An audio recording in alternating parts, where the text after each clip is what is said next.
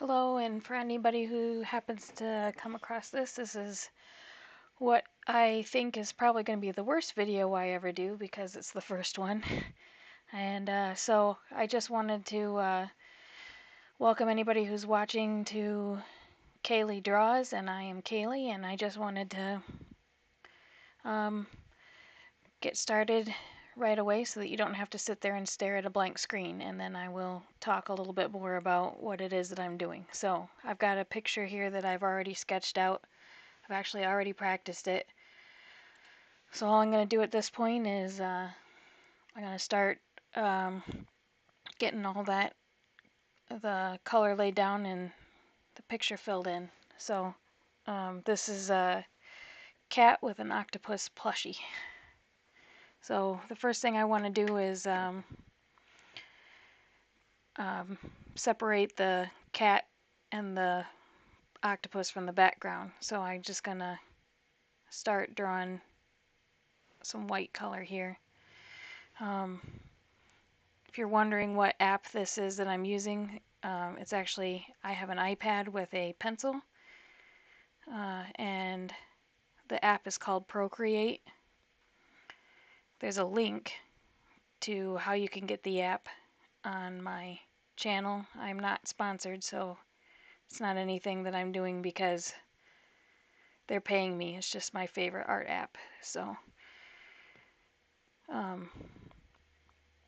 it's actually quite a lot of fun to draw on this app because it's not like your traditional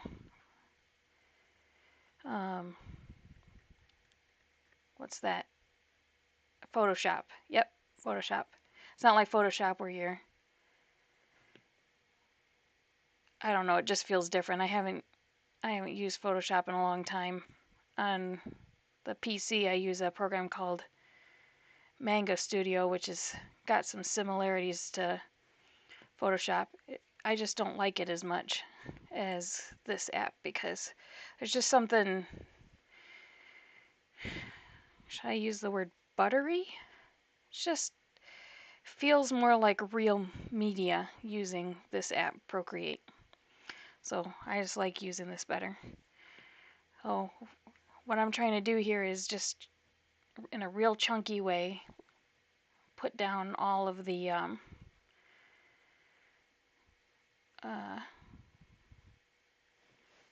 white color to separate foreground from background.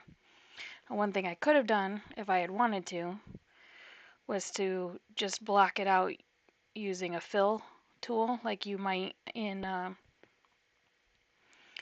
Photoshop so that I'd have exact lines, but that's not what I'm after. I'd really like to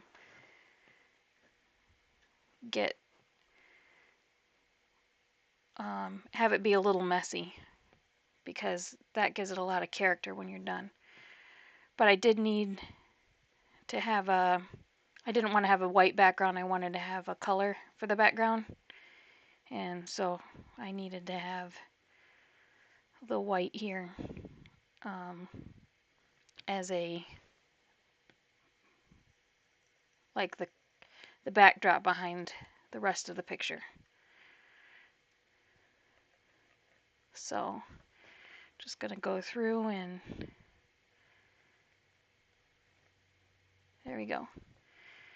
Now that is if you were going to do it the way you would do it in Photoshop, it'd end up being as clean cut as a green screen. This is quite a bit more chunky, which I think gives it a lot more character. Okay, so we've got the white here. I'm going to switch to the next layer, which is going to be the gray, the shading layer. Now I'm going to show you the color scheme here because I need to pick it. One thing that I do often in Procreate is I'll have a layer that has my colors because it's easy to accidentally select a color. Like it could end up being something in the middle here. And then when you do that, you lose everything. So I like to have a layer where I save all my colors. The cool thing about Procreate is you can have these palettes. You can keep them and store them. Like here, I I made this one moss and stone. Some of these have come from them, and some of them I've made. I don't even remember which ones. But this stays with the app, and I like to have my color scheme with the drawing so that if I go back to the drawing later, I don't have to figure out what palette it was that I was using. You can also see here, that's my test drawing that I did. So this is what the end result should look something like. I wanted something that I could do pretty quickly in the beginning, and I guess we'll see if I can accomplish that. It's probably going to take a lot more than I thought it would. But we'll see. Okay, so I've got a few brushes here. This one that I'm using right now is called Grunge, and I like it because it makes this really feathery, grungy, almost like something you'd see on a wall look to it. But I definitely want it to be softer than what I've got here, so I'm going to lower the opacity. Yeah, that's closer. Okay, so then the light source is coming from over here and going that way. So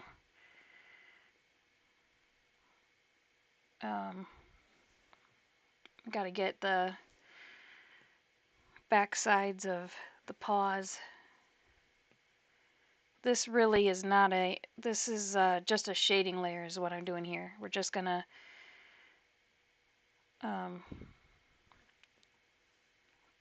try to block in a little bit of the 3D, how this would look if it was just black and white. And I'm not paying attention to my lines very much. I'm going to do quite a bit of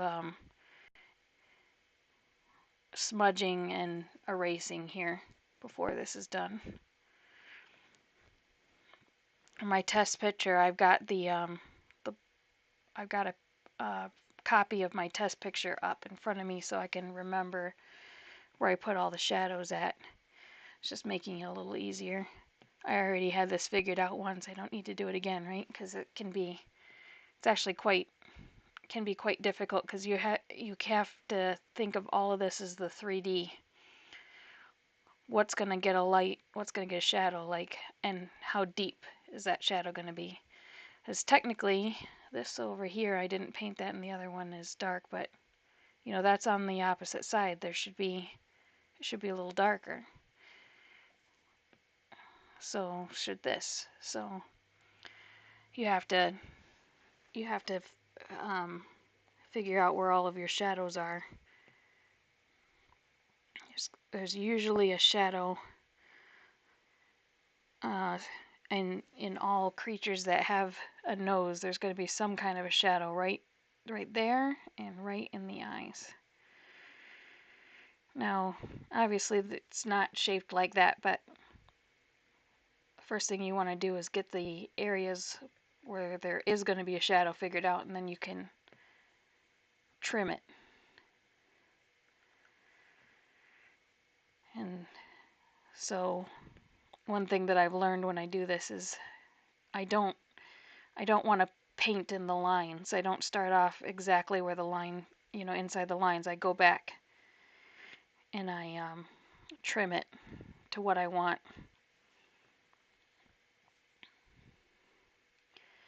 And I think the reason for that is if you are trying to fill within the lines, you have to be really careful.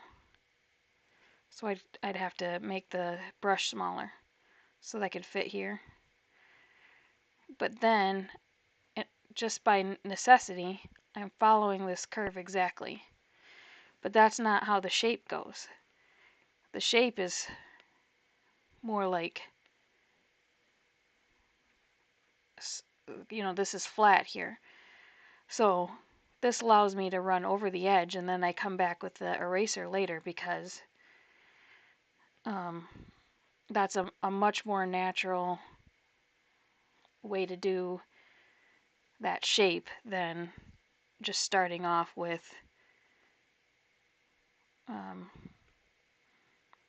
trying to keep all the lines. So I guess if your art teacher ever told you you had to color within the lines, you could tell them that you don't have to. And I don't think that I have to stay within the lines.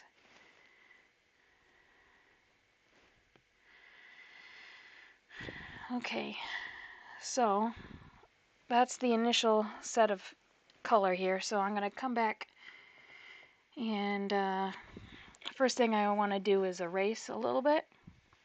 So I like to erase with a much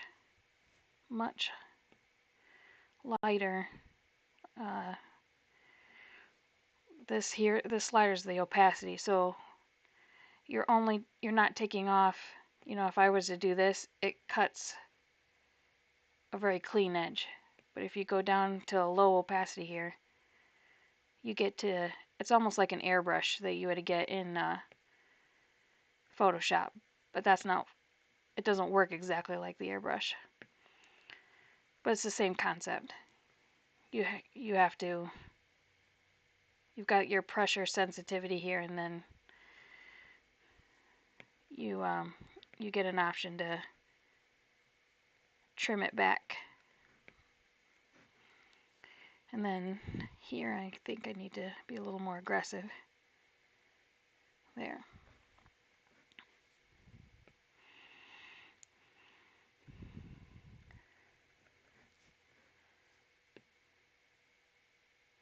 So one thing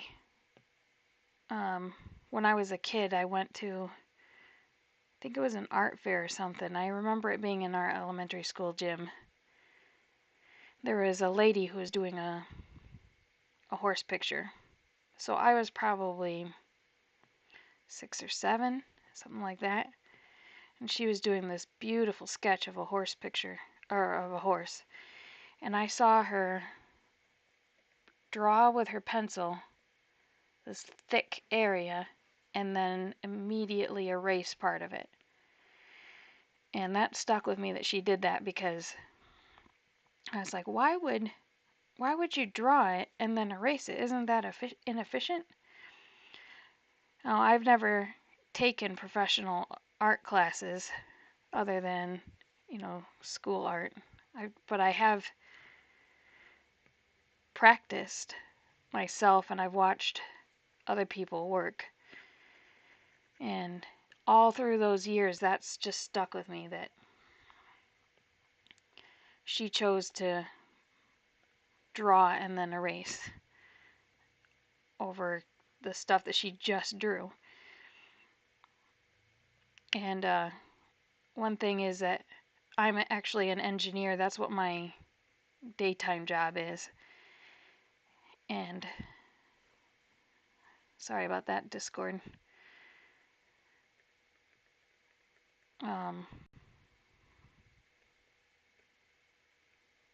My daytime job is an engineer, but I've been a CAD designer before. And as a CAD designer,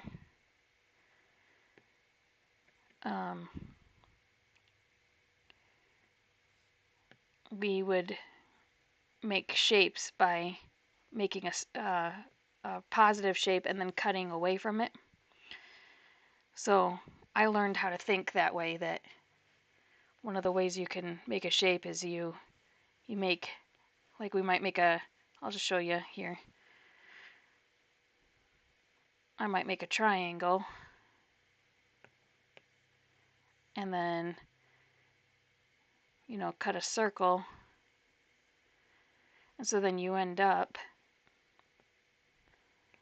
with a new shape afterwards, because you're cutting this part out.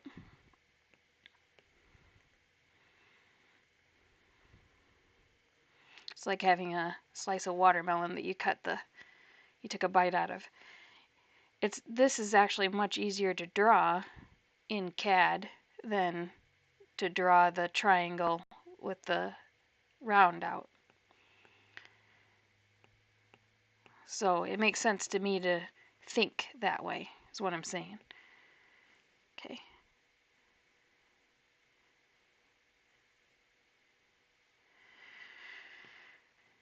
And so that's one nice thing about this app is the way that the smudge and the erase work.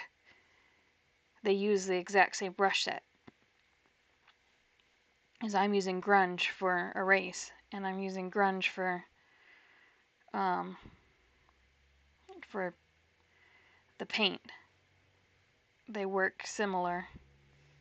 It uses the exact same brush, but because the erase is erasing, then it does something different.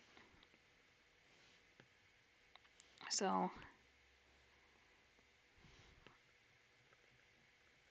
okay, now I'm using the smudge here, and I decided to go with the soft pastel.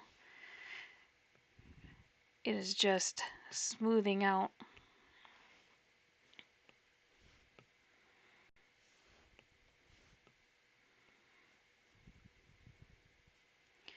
it smooths out the shadow a bit.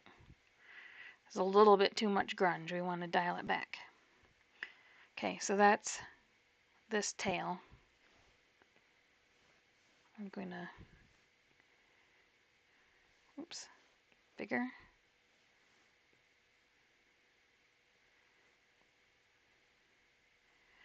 And of course, there's no fur texture here. It's just the tail. So, it's just the shadow, sorry. But we will get to the fur texture in the next layer.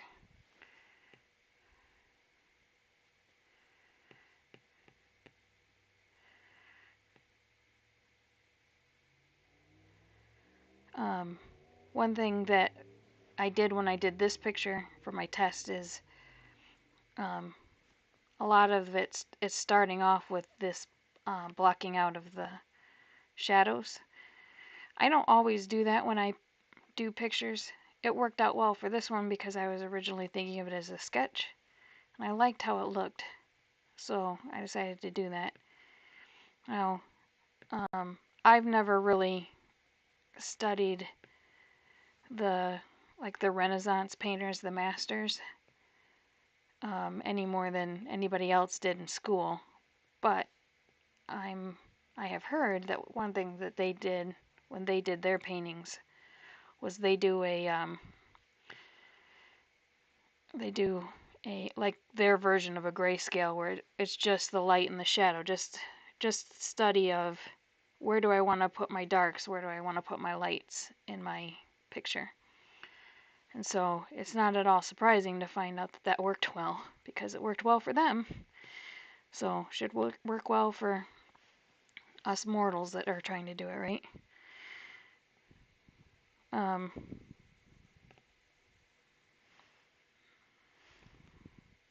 Yep.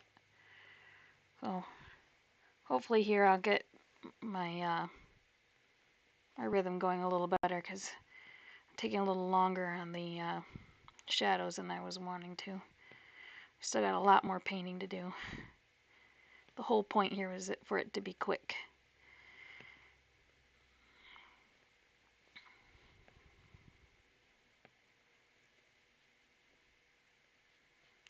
There is an octopus leg, a tentacle.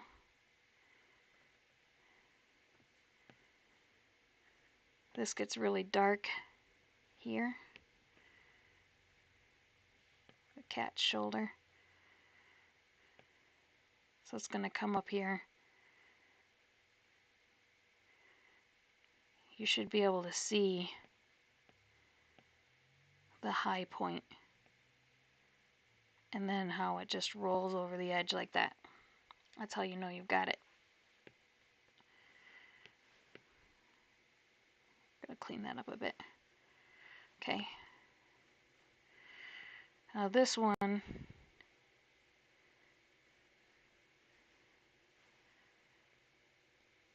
right here is where it's going to be the darkest. It's not quite as dark right there.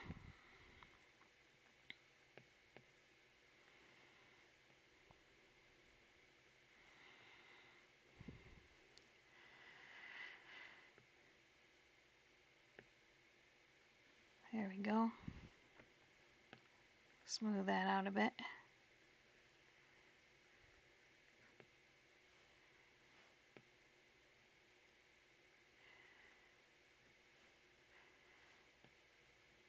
So another thing I could talk about is the reason why I'm doing this. You're probably, I think quite a lot of people would look at this and say, well, you're not a great artist. Why would you want to stream? One thing I found out is that not all, or I don't mean stream because I don't think this is not live streaming. It's actually being recorded, but I do hope to be able to stream. In this case, I'm just going to record it. But I have found out that one thing that is nice for people who are interested in art is to see people who are not a master at it, because you're seeing people struggle with it and seeing people learn. And that's one of the nice things about if I decide to stream, is that I would have your input, hopefully helpful input and not purely critical or rude. But usually when I've been on streams, a lot of people have been helpful. Not my streams, but others that I've watched, you know. So I do kind of expect that if I get on and stream, that what would happen is it would help improve my art.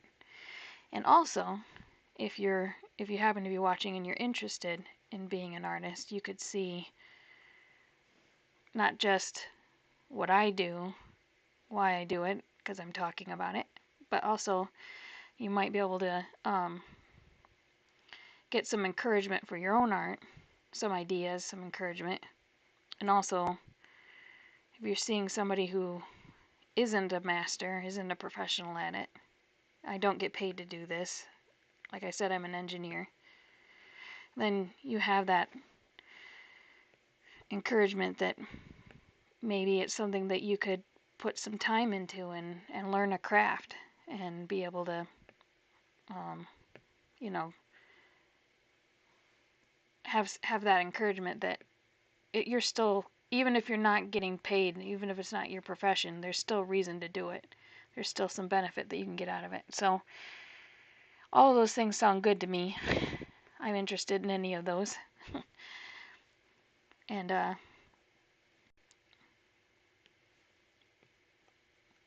I definitely am interested in any opportunity that I might have to encourage new artists to learn how to draw. I'm sure you're all better than me. And I don't mean that sarcastically. I mean people watching interested in art. I could just about guarantee I'd go see what you do and just find something that I could say, wow, I wish I could think of that. And that's how working in the art community should work. You should go to other people's stuff and get inspired and get that sense of there's a lot of good stuff that other people are doing, and creativity is fun. So I'm interested in all that, and so you would be welcome to share your art with me if you would like. Family friendly, please. If anybody happens to be watching who is a parent and is wondering if if my channel would be good for kids, then I intend to keep it family friendly. I'm a middle-aged adult, and I don't need to do shock humor or anything like that, or be political. There are other places where we can do that. So my intent would be to keep everything here family friendly. Like Mr. Rogers or PG, or sorry, Mr. Rogers or Disney, not even necessarily PG, but I can't guarantee anything. There won't be any bad words, and I don't intend to talk about controversial topics. So there. So that is the, oh, a little bit, I missed a spot I need to get over here. I was gonna say this is the shadow layer, but we gotta get, Kitty's gotta get a little bit of a shadow over here. Stretching across the side of the face. There's going to be a section here for the cheekbone. We don't need to put that in quite yet.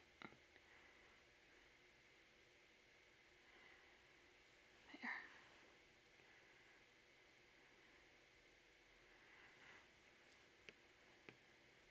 Okay. So the next step is going to the fur. I'm going to use the same color, but I'm going to use a different brush, and this one's turpentine. So I'm going to start putting in quite a bit of fur here. This is a striped, as you can see from here. This kitty is a tiger cat. So he's going to have some big fur splotches. I don't know how big. Okay, too small. So I'm using really dark brush here. Oops, too big. Like all the opacity. There we go, that's about right. It's one thing about the brush size, you think that you've got the right size and it's too big, and then you make it just what seems to be just a little bit smaller, and it's a lot smaller. So this brush is kind of cool because it spreads. You see how it smears itself. So the grunge brush doesn't work like that. It's not smearing itself, it's just applying new paint. In the pastel, it has kind of like the background that it uses is constant because it's like on a rough piece of paper. But the turpentine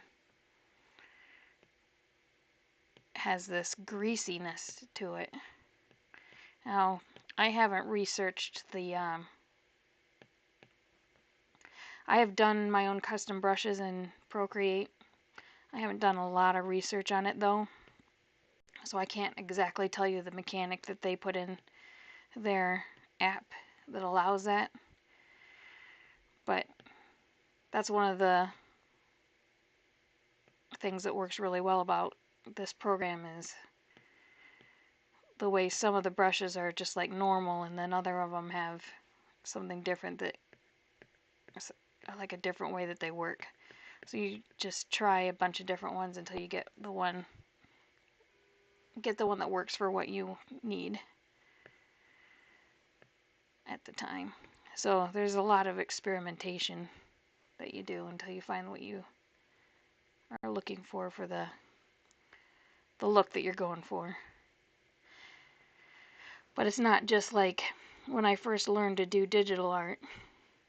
It was pretty much marker, which was a transparent thing that as you drew over it over and over and over again, it would just get darker. So it would be like a highlighter. If you think about a highlighter, if you use a highlighter and then draw over and over and over again, it just gets, you get more neon green or whatever it is that is your highlighter color. Well, that's one. And then the airbrush, where as you're hovering over it, you get more and more color. Or just a regular pen, it would be, you get a solid line right away, and it doesn't get more the more that you go over and over and over it.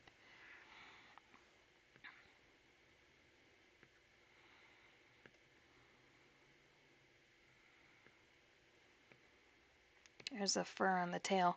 So the tail is on pretty much every striped cat I've ever seen, unless they have a white dot on the end. The tail is going to be black. So this one is not an exception.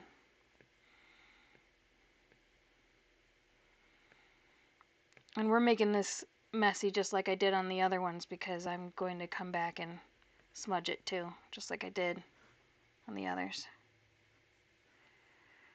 I just want to get a bunch of fur look in here. So another thing on tabby cats, tiger cats, the thigh area tends to be darker.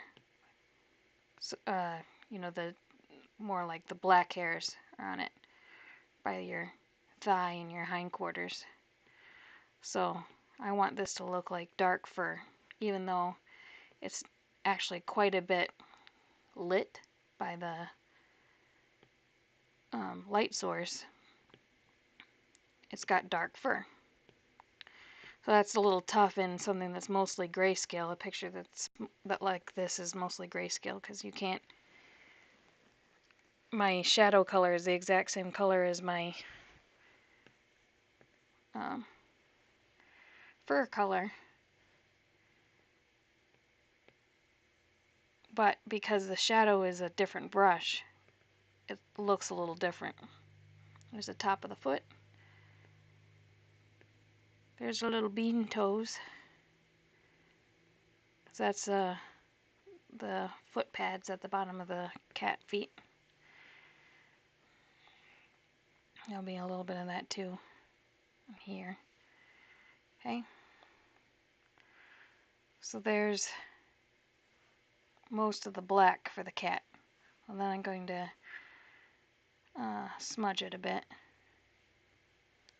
We can go back and forth. Whoops, that's too much.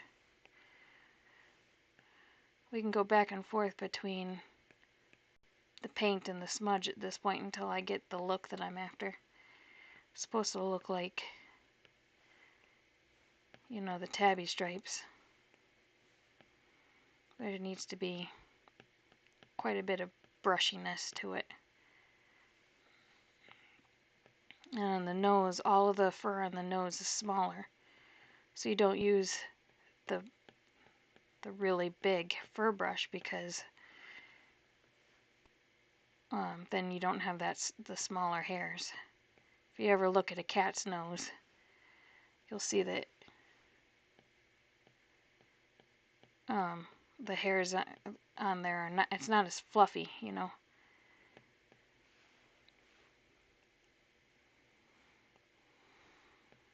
I want to get rid of a little bit here. So this area right here above the eye is white fur.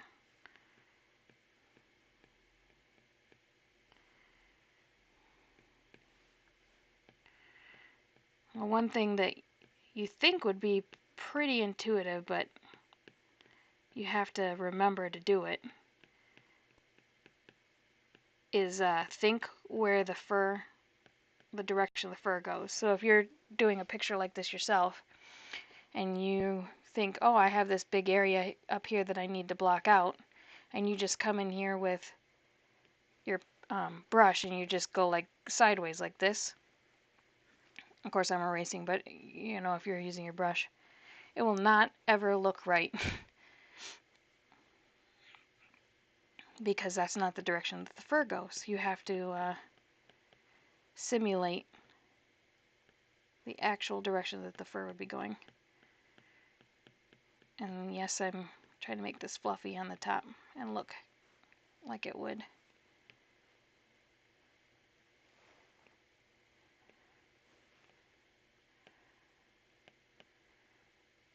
Because I definitely want it to be fluffy.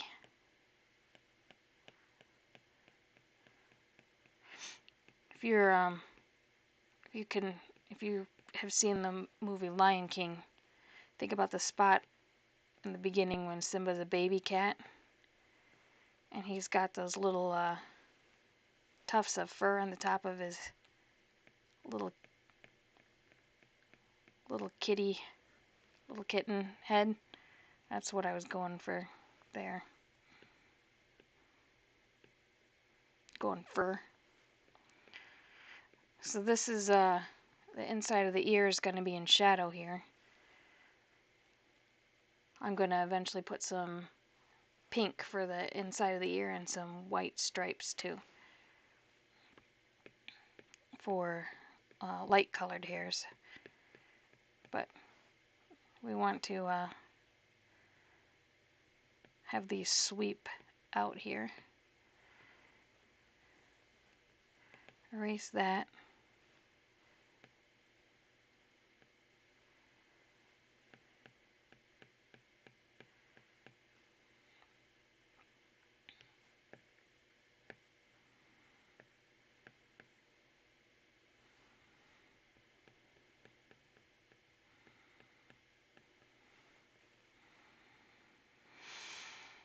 So you can see his face stripes.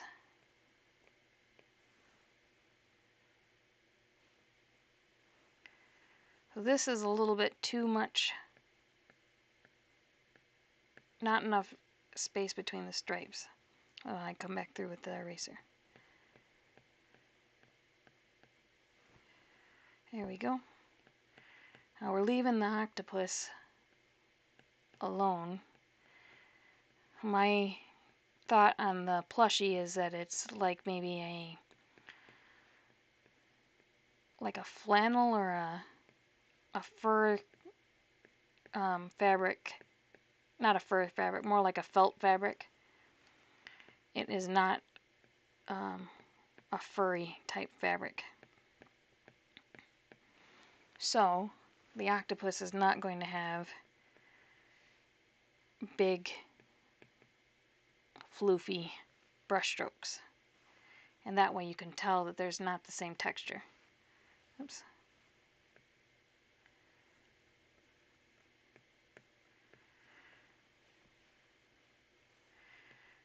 So I'm going to confess to anybody that's still watching at this point, I am 100% certain I am not going to ever go back and re-listen to this. I have heard about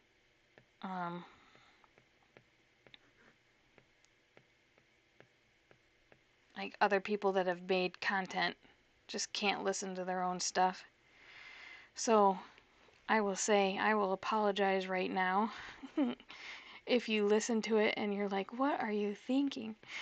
Because I'm not even going to go back and go, is this good enough to share or not?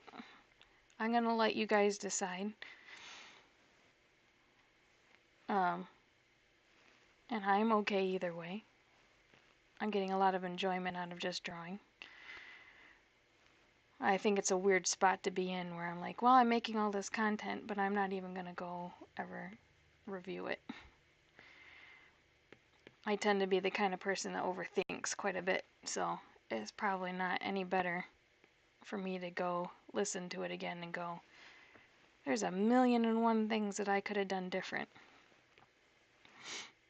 But I hope that there will be something that people who end up watching it can say was useful to you. Like, if you're somebody who's interested in being an artist and you get, even if you go, you know what, I can do that a whole lot better. And then you're motivated to try it. I am okay with that. the world's a better place if you do that. And I don't have to be the best. I want to be satisfied that what I'm doing is, worthwhile. But I don't have to be the best at it. I would like for it to be something that you enjoy as much as I enjoy making it. But that doesn't even have to be a really high bar to reach,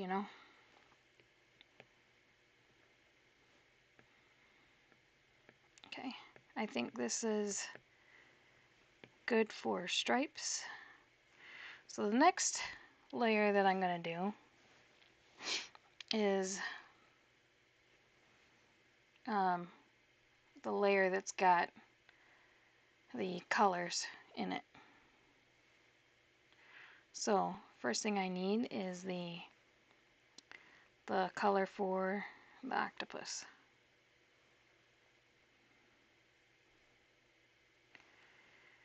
Now it looks like I chose to have two different colors of orange here, and I think I can see them. Guess we'll see if I actually need that. So I'm going to get grunge here, and I'm going to have it be very low opacity. And I come back through and just toss in a little bit of color. So if I was doing this in like a traditional art, this would be a watercolor wash, would be what I would be doing here. The only actual, as an adult, the training that I've gotten as an artist was I went to a local watercolor. I think she was a retired teacher when we went with my mom and my grandma, and she did every Friday did watercolor classes. She was, I think, in her late 70s when Mom and Grandma started going, and I had to work, so I wasn't typically able to go, but I would take vacation days to go do that, just to go paint with my mom and my grandma at this watercolor place. So really the only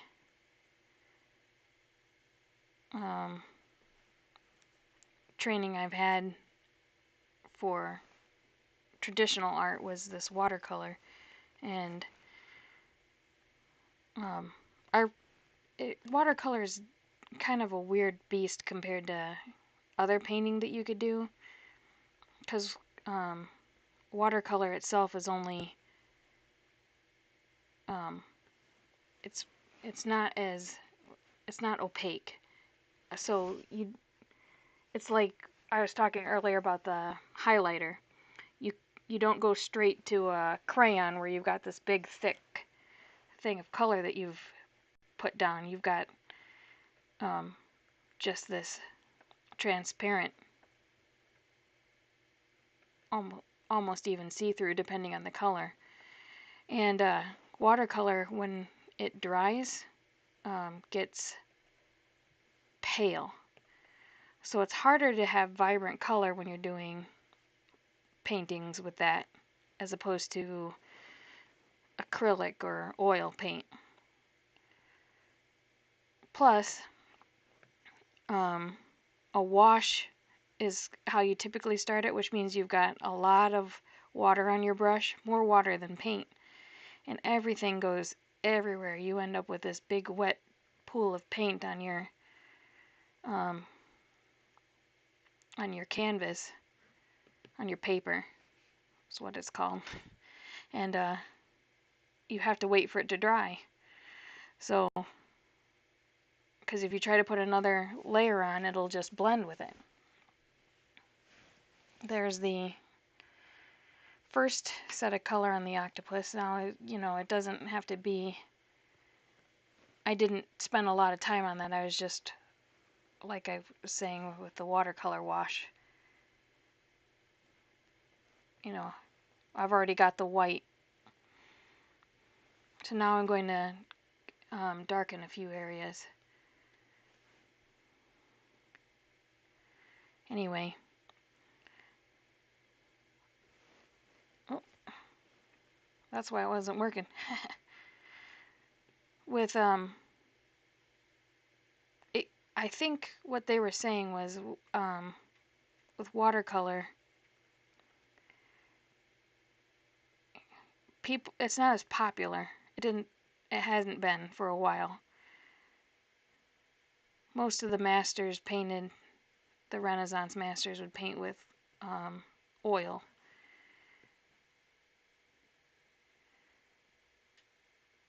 There are a few that did watercolor. I don't, off the top of my head, know which ones, but I have studied some of them, or looked them up, or reviewed them. But if you go on Google image search and look for watercolor paintings, you can see some really cool stuff. A lot of them are pretty just more modern. Not like modern art even, but it's a lot more recent. Okay, I'm gonna do the cat for the orange here. Originally what I had thought I would do was get a different color of this brick red for the cat, but it didn't look good, so that's not what I'm gonna do. I do need to go back to the turpentine brush because it needs to look like fur.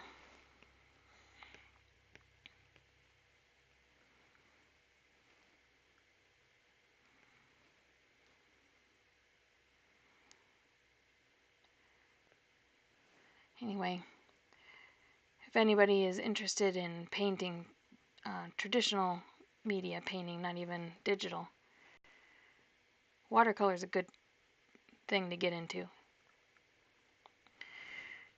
I haven't ever done oil painting, but I have done acrylic.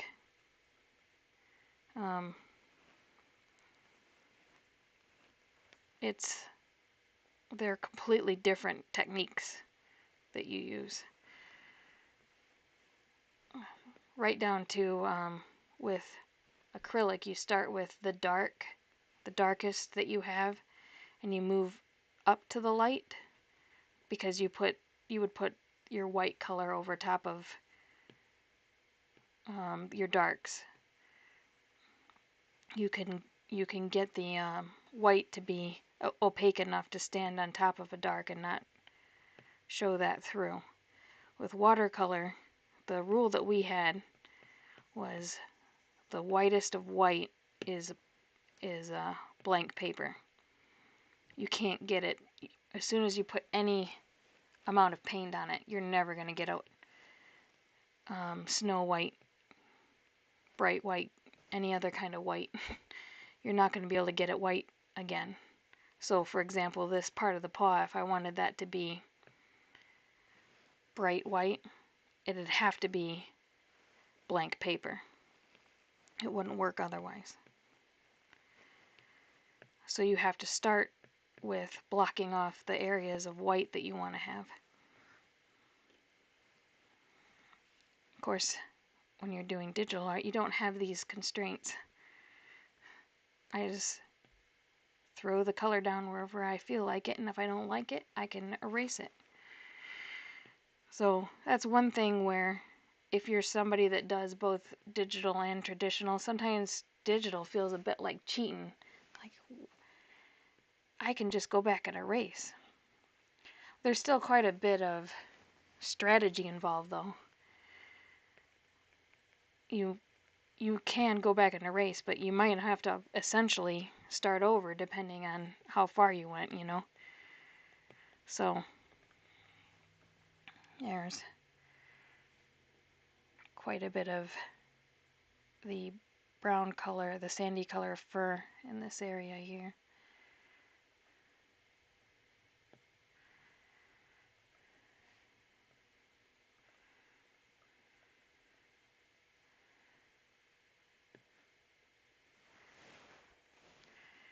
All the empty spaces are making me think that I'm probably going to have to get some royalty-free music at some point in the future.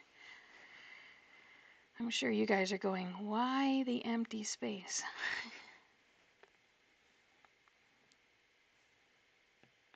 We'll take care of that.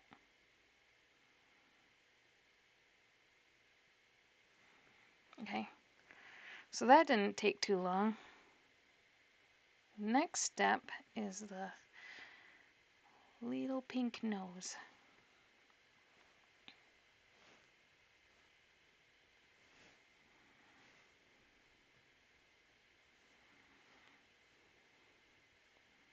Oops. And then I want the pastel on this, but I also want it to be not that big.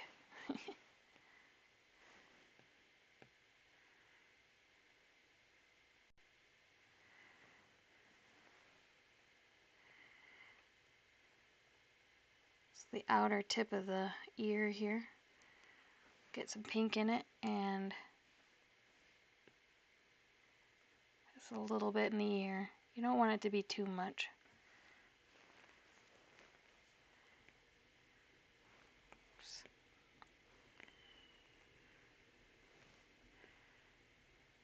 There.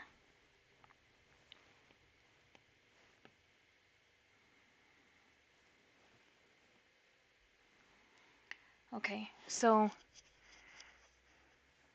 the next step, I want to define a little bit more here, because in around the mouth with some fur. I'm going to make my fur brush here very little.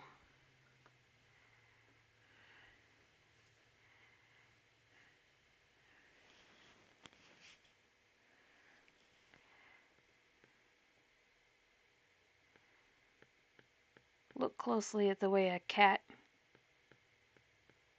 the lip of a cat right underneath. You'll be able to see this part.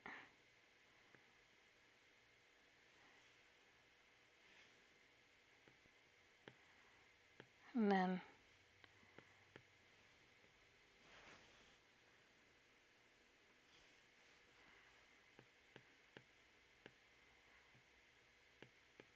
I have learned now that the next time I do this, I'm going to need to make sure I turn notifications off.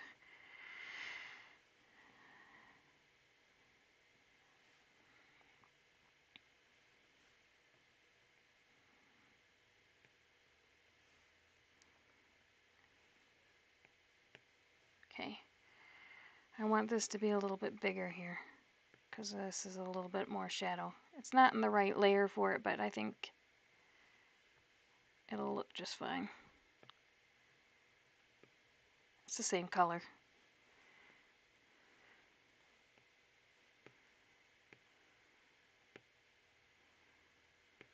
You have to get a little more definition here.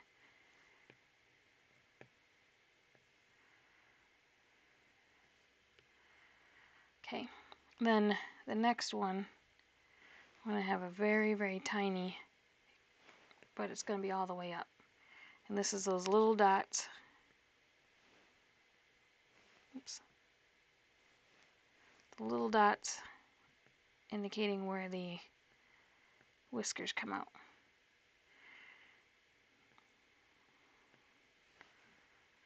You don't need to have all of them, just enough so that you know that's where the whiskers are at. See what I mean? Just a little bit there. And then the last thing I'm going to do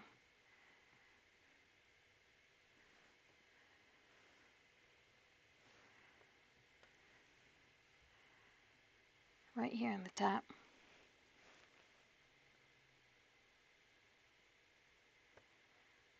Now that could very well be his teeny tiny little tongue sticking out. Okay. Then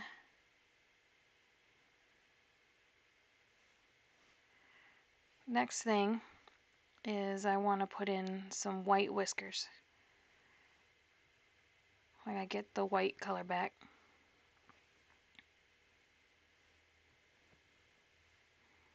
I think I used technical pen when I did this before. So I'm gonna come in through here and, oops, see that?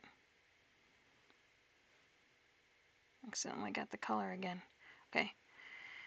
I need to draw in a few. It's not right.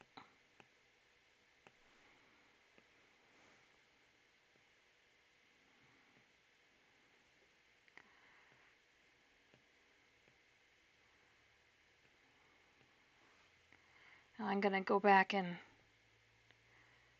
clean this up as well. This particular cat's got a white fur right above the eye. I think quite a few tabbies would have white streaks.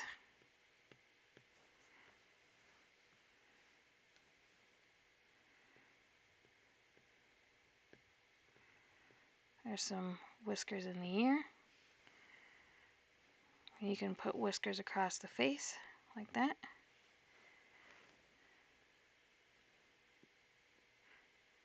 A couple there.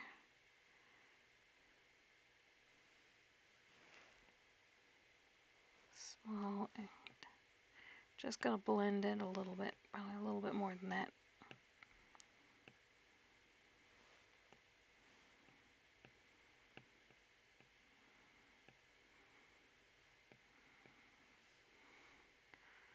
Then there's usually at least a couple of whiskers. See how much that adds? Just that little bit, like that. I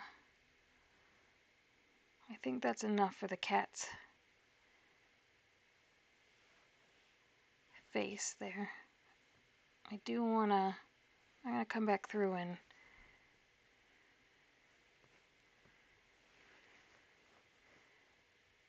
this spot here is just too flat.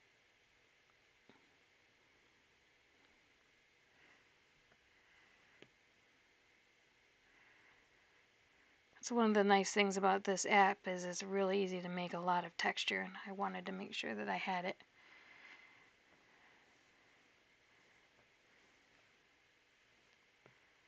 Nope.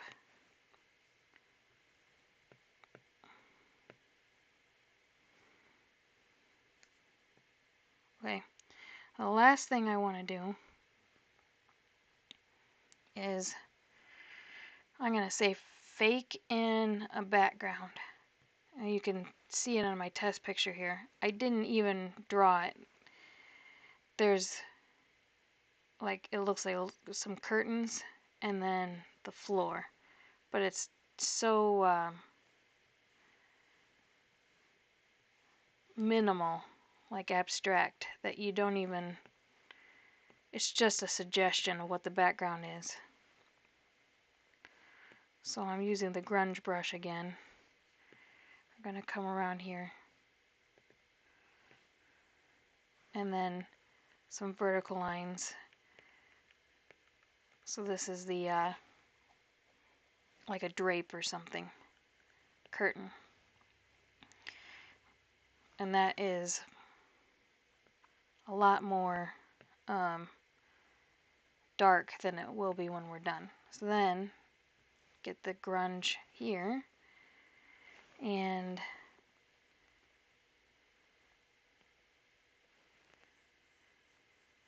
now I'm just coming back through and erasing some of it. And then we're going to blend.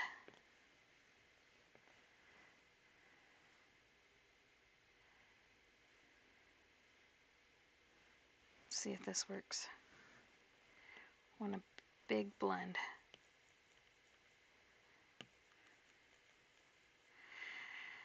One thing you might notice is that on my test picture, the background is not the same color. I thought that this grayer color didn't go well with the rest of the picture. It made it I thought it just brought the whole thing down. So I decided to get something quite a bit brighter, which is this light blue. I just didn't like how it looked before.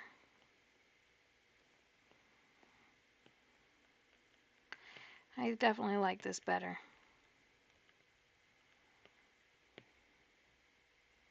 Although I don't like how my background is going down better. This is fine though. I just wanted to make it clear that because if you don't put any kind of background on it, nobody knows, you know, it's like those senior pictures where you're sitting on a sheet, just white, and when you take the picture all you see is you, which is great if you're trying to be in the yearbook, but I don't really want a floating cat.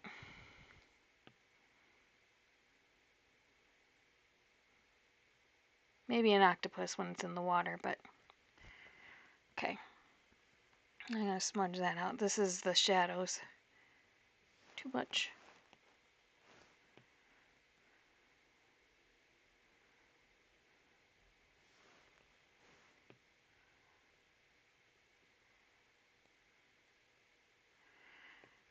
You definitely want to have some kind of space sense for where your little critters are at.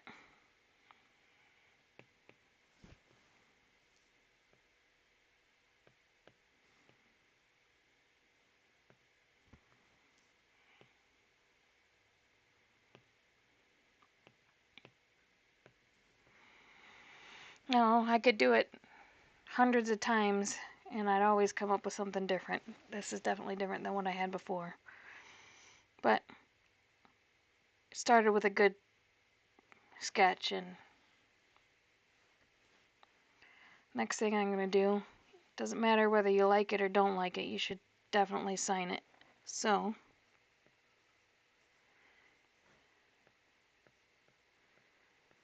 there we go, signed. That is it. And I hope everybody enjoyed watching. If you didn't, I hope you find something that you do enjoy watching, and thank you for staying to the end of this recording, and just see you guys around. Thanks. Bye.